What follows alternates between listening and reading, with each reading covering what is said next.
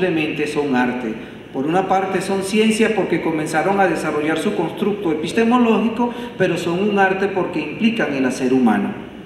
En ese sentido, plantean algunos que un gerente es alguien que coordina y supervisa el trabajo de otras personas para que logren los objetivos de la organización. El trabajo de un gerente no tiene que ver con los logros personales, sino con ayudar a otras personas a realizar su trabajo. Y quien me antecedió decía muy bien, un gran gerente tiene que ser el educador.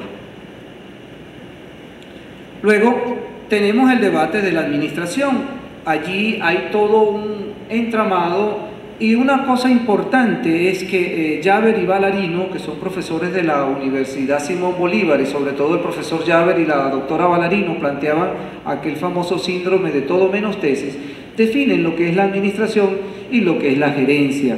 Ellos recurren a Chavenato y a otros autores para establecer. Lo importante del asunto en cuanto a administración y gerencia se refiere es que el término gerencia, como lo plantea la profesora Moraima Hernández en su tesis doctoral, que es que el término de gerencia como que impactó a las ciencias administrativas por allá por la década de los 80, siempre a raíz y a través de una crisis. Hubo una gran crisis económica y organizacional, hubo una gran crisis de mercado y muchos tuvieron que replantearse la acción organizacional en función de las crisis que se habían suscitado para ese momento. Ciertamente, cuando hablamos de autopoiesis, ¿qué entendemos por autopoiesis? Pues haciendo el análisis, digamos, del término y la epistemología del griego, en primer lugar el término auto, que significa por sí mismo, de allí el automóvil, el que se mueve por sí. Poieticos, que significa hacer, fabricar, construir, elaborar, inventar, crear. Aquí, y el poético, que viene de poeta, que significa creador. Por eso, una de las grandes obras de Aristóteles es la Poética, que no tiene que ver con poesía por poesía, sino tiene que ver con creación. Entonces, la gerencia autopoética tiene que ver con esa manera de diseñarse de las organizaciones que se permiten renovar desde sí mismas. Y por eso más adelante plantearemos el caso universitario donde puede darse una autopoiesis y está llamada a ser una autopoiesis. ¿Por qué? Porque tiene que generarse desde sí mismo. Otro elemento fundamental donde se da la autopoiesis es en todo lo que es la educación. ¿Por qué? Porque la educación es algo que permite renovarse, autogestionarse, cambiarse, inclusive asumir términos como los de Derrida, como deconstruirse. En tal sentido, nosotros queremos plantear aquí dos elementos significativos.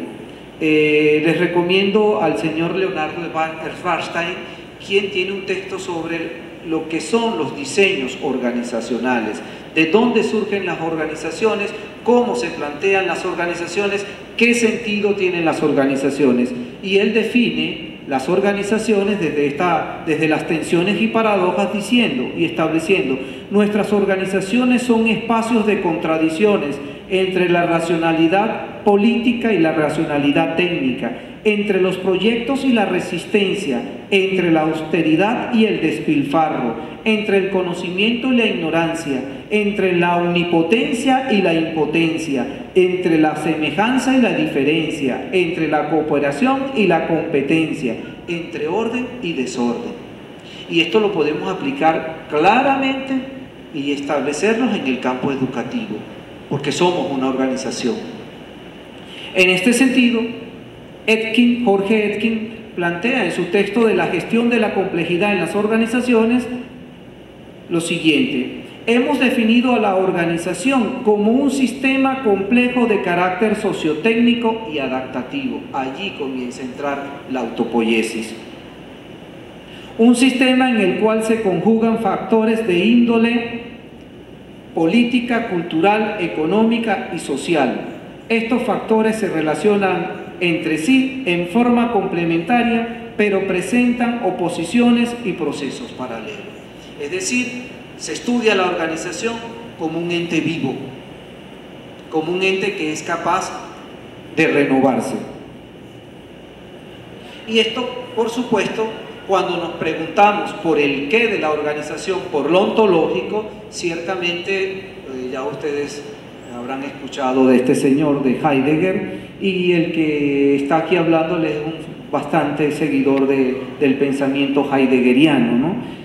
Y lo primero que hace, llamamos la atención, es cuando entramos a la parte ontológica, que realmente el ser referencia a lo ontológico y el ente referencia a lo óntico. Y ahí es que estar muy claro. Una cosa es el ser y otra cosa es el ente. Y ciertamente muchas veces tenemos nuestras discusiones y confundimos ser y ente.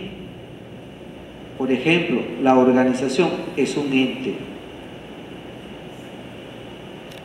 Por eso Heidegger tiene una marcada aplicación del ser en cuanto ser, y lo plantea de la siguiente manera. En primer lugar, el ser es un concepto evidente por sí mismo.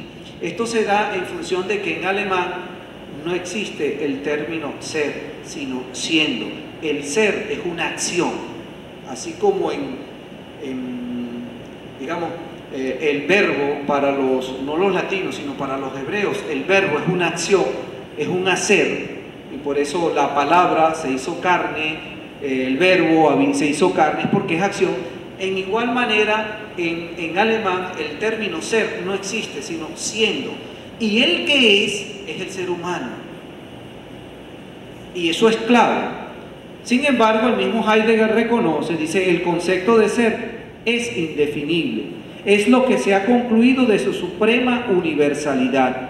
El ser no puede ser concebido como un ente, no se puede determinar el ser atribuyéndole una entidad. No es derivable de conceptos más altos, ni puede ser derivado o explicado mediante conceptos más bajos. Por eso es que trabaja con la hermenéutica para comprender el ser.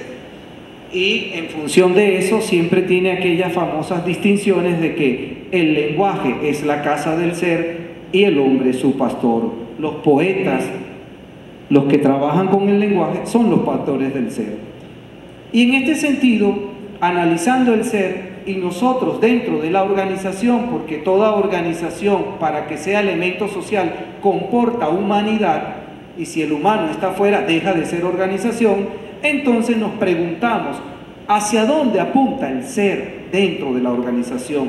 Ciertamente, cuando nos juntamos dentro de una organización, de alguna manera tenemos una visión y una misión. Ustedes y nosotros dentro del aula tenemos una visión y una misión. Tenemos un quehacer. Y eso lo corrobora el señor Schwarzstein cuando plantea, dice, el problema ontológico, y esto es importante, estimados colegas, es que debemos tener teorías que nos sustenten eso. Y por eso estos espacios son muy significativos. Entendiendo que teoría, ya lo he advertido en algunos casos, viene de dos términos importantes del griego. El primero, theorein, que viene de teo y orein.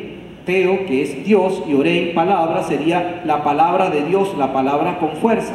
Lo que cuando usted plantea una teoría, la plantea con fuerza. Pero también viene de teoreos, de teoro. Teoro era el enviado a los, digamos, a los espacios religiosos, como uno que iba a observar y después tenía que dar cuenta. Por lo tanto, el que teoriza es alguien que está dando cuenta de una realidad. Por eso se hace mucho hincapié en las investigaciones, en que la gente tiene que teorizar, porque teorizar no es perder el tiempo ni echarse los cuenticos que nos echamos en la placita, sobre todo los viernes en la tarde, que algunos echan unos cuentos por allí, comienzan el viernes en la tarde y el sábado en la mañana vienen los vigilantes recogiendo unos cadáveres vacíos que están por allí alrededor de todo eso y contaminan nuestra querida universidad. Eso no es teoría. Teoría es dar cuenta de una realidad. Y aquellos que entraron en esa disquisición de Descartes entre espacio y tiempo, entonces, ¿qué sucede? Que separaron al sujeto del objeto y entraron en esa reflexión como que encerrada y alejada de la realidad, que era pensar por el sujeto, el yo pensante, etcétera, etcétera. Realmente la teoría no tiene que ver con eso.